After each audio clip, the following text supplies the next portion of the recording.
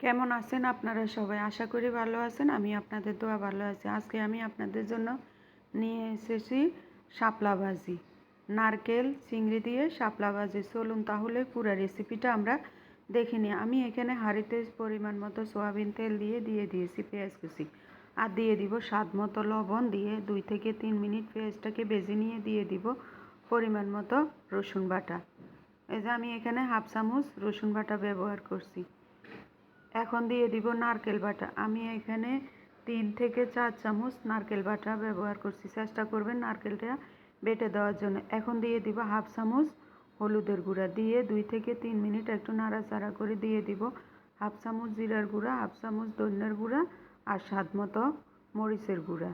আমি এখানে আমার ঝালের জন্য অনুসারে দিছি, আপনারা আপনাদের ঝাল অনুসারে দিয়ে দিবেন। এখন দিয়ে দিব চিংড়ি মাছ। এটাকে আমি ভালোভাবে ভেজে নিব। আমি এখানে কোনো পানি ব্যবহার করব না। আমি এখন দিয়ে দিব কাঁচামরিচ। এই যে কত সুন্দর কালার আসছে দেখুন। আর আমি এখানে শাপলাটাকে আগে ধুয়ে কুটে পরিষ্কার করে রেখে সিদ্ধ করে রেখেছি। এখন আমি দিয়ে দিব সেই সিদ্ধ করা শাপলাগুলো দিয়ে আমি এখন ঢাকনা দিয়ে এই শাপলাগুলা রান্না করে নিব। একটু এখানে পানি দেওয়ার দরকার নাই, এই নারকেলের জল থেকেই পানি চলে আসবে। এই পানিতেই আপনার শাপলা ভাজি হয়ে যাবে। এত মজা শাপলা ভাজি, আমি জানি না কে এভাবে খাইছেন কিয়া, কমেন্ট করে জানাবেন যদি কেউ খেয়ে থাকেন। অনেক মজা, আমাদের নোয়াখালীর অনেক সুস্বাদু একটা শাপলা ভাজির রেসিপি। দেখুন আমার শাপলা ভাজি হয়ে গেছে। এখন আমি দিয়ে দিয়েছি ধনিয়া পাতা।